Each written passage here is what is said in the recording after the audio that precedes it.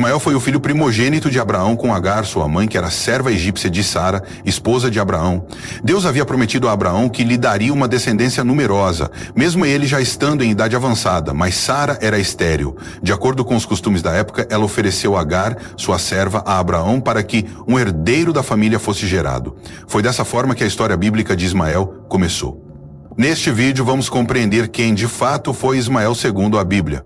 Então, se você ainda não se inscreveu no nosso canal, aproveite e inscreva-se agora, ative também todas as notificações e vamos para o vídeo.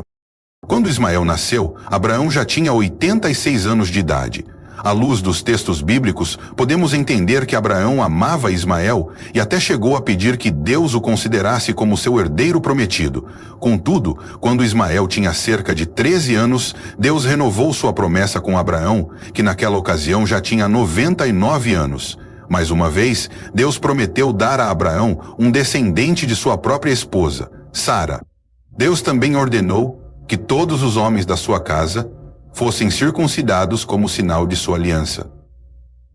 Como Ismael tinha 13 anos na época da circuncisão, algumas tribos árabes costumam realizar esse procedimento em seus jovens nessa mesma idade. Depois, cerca de um ano, Isaac nasceu, e o nascimento do filho biológico de Sara e Abraão causou uma série de problemas de relacionamento entre Sara e Agar. Na verdade, antes de Isaac nascer, Sara e Agar já haviam se desentendido. O texto bíblico diz que, após engravidar, Agar desprezou Sara. Nesse ponto, Agar estava completamente errada, pois, de acordo com as leis da época, uma escrava fértil jamais poderia se opor à esposa estéril. Caso isso acontecesse, a serva escolhida para gerar o herdeiro da família poderia ser rebaixada à condição de escrava comum. Assim, segundo esse costume, Sara tinha o direito de afligir Agar devido ao seu desprezo. Seja como for, Agar acabou fugindo para o deserto com medo de Sara. Mas no deserto, o anjo do Senhor lhe apareceu e ordenou que ela retornasse à casa de Abraão. Foi também no deserto que o anjo lhe disse que o filho que ela carregava no ventre seria chamado de Ismael. Por isso, o nome Ismael significa Deus ouve, pois o Senhor ouviu a aflição de Agar, conforme Gênesis 16, 11. O desentendimento entre Sara e Agar atingiu seu ponto máximo quando Isaac foi desmamado. Na festa de desmame de Isaac, Ismael acabou zombando de Isaac, o que fez Sara ficar muito ofendida. Ela exigiu que Abraão mandasse Agar e seu filho embora, conforme lemos em Gênesis 21. Entretanto, esse pedido de Sara contrariava os costumes da época. Afinal, segundo os regulamentos daquele tempo, Ismael era filho legítimo não só de Abraão, mas também de Sara, já que ele havia sido gerado por sua serva pessoal. Em casos muito extremos, o filho de um senhor com uma serva poderia ser rebaixado dentro do núcleo familiar, mas jamais poderia ser expulso. Obviamente, tudo isso causou grande desgosto a Abraão, mas Deus, mais uma vez, falou com o patriarca de Israel e garantiu que ele não deveria se preocupar com Ismael. O Senhor lhe assegurou que cuidaria do filho da escrava e também lhe daria uma grande descendência.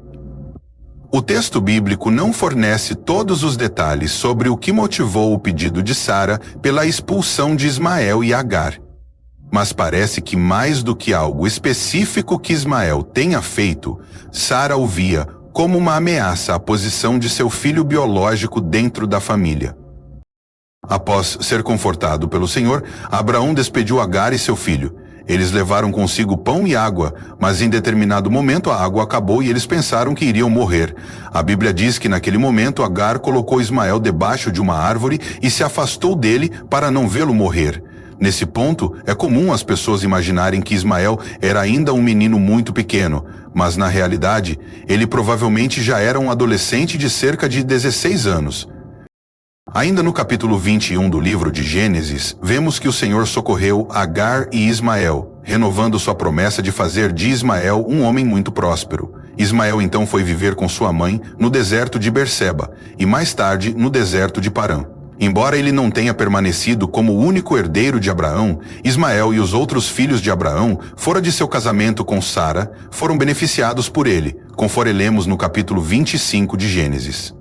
Isso significa que tanto os filhos de Agar quanto os filhos de Quetura, outra esposa de Abraão, receberam bens materiais do patriarca.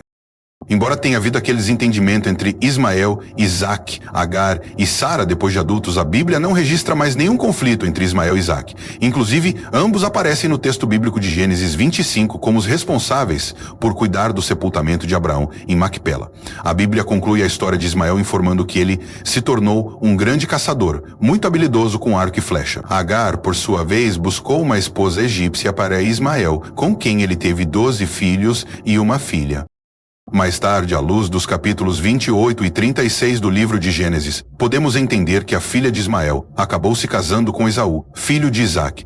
Os nomes dos filhos de Ismael são mencionados em Gênesis 25, ostento milion, nos versículos 13 a 15, e a maioria desses nomes aparece em outras passagens bíblicas, como famílias tribais de certa influência na época. Inclusive, os descendentes de Ismael são geralmente identificados na Bíblia como israelitas, organizando-se em 12 tribos que viviam em acampamentos móveis no deserto do sul. A Bíblia ainda afirma em Gênesis 25:20 que Ismael morreu com a idade de 137 anos, mas não informa onde ele foi sepultado. No entanto, a tradição muçulmana acredita que ele tenha sido sepultado em Meca. Por fim, no Novo Testamento, Ismael é mencionado especialmente pelo apóstolo Paulo no capítulo 4 de sua carta aos Gálatas. Paulo utilizou a figura do filho da escrava em sua alegoria sobre a oposição dos religiosos legalistas que perseguiam os crentes, aqueles que nasceram segundo o Espírito e desfrutavam da liberdade em Cristo. Com o tempo, o nome Ismael se tornou relativamente comum, e por isso, outras pessoas também são mencionadas na Bíblia com esse nome. Por exemplo, havia um descendente do rei Saul e do príncipe Jonatas, chamado Ismael. Também havia um alto oficial durante o reinado do rei Josafá e o filho de um sacerdote do templo de Esdra. Porém, dentre todas as pessoas mencionadas, a mais conhecida foi o filho de Netanias, que era membro da casa real de Davi. Isso porque durante a época da opressão babilônica contra os judeus, foi esse Ismael que matou Gedalias, o governador de Judá nomeado por Nabucodonosor, conforme lemos no segundo livro dos reis, no capítulo 25, Aqueio, e também no livro do profeta Jeremias, entre os capítulos 40 e 41. Para concluir nosso estudo sobre a história de Ismael na Bíblia, podemos destacar alguns pontos principais. Ismael não foi o filho prometido por Deus a Abraão, mas ainda assim, Deus cuidou dele. Foi o Senhor quem escolheu o nome de Ismael e o destinou à grandeza, embora ele estivesse fora da aliança. Ismael foi abençoado com uma grande descendência, que também foi organizada em uma estrutura tribal de 12 clãs, assim como os descendentes de Isaque. O caráter de Ismael também foi descrito por Deus, de modo a enfatizar a vida nômade de sua descendência, além da posição que seu povo teria em relação aos filhos da aliança. Com o tempo, os descendentes de Ismael se juntaram aos midianitas, que também eram descendentes de Abraão, através de Quetura, de modo que em várias passagens bíblicas, os israelitas e os midianitas são basicamente o mesmo povo. Atualmente, o povo árabe traça sua descendência até Abraão, principalmente através de Ismael.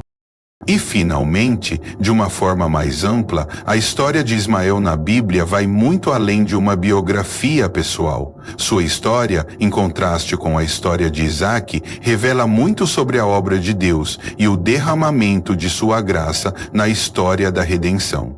Ismael foi o nascimento natural do relacionamento entre duas pessoas férteis, Abraão e Agar. Já Isaque foi o nascimento sobrenatural que revelou o grande poder de Deus, capaz de fazer com que uma mulher estéril de 90 anos gerasse um filho. Isso ajuda a explicar a citação indireta de Ismael por Paulo no Novo Testamento, quando menciona como uma figura daquele que nasceu segundo a carne, em contraste com aquele que nasceu segundo o Espírito. Não esqueça de se inscrever no canal, deixar seu joinha e comentar que história bíblica você gostaria de ver no próximo vídeo. Obrigado por assistir e Deus te abençoe.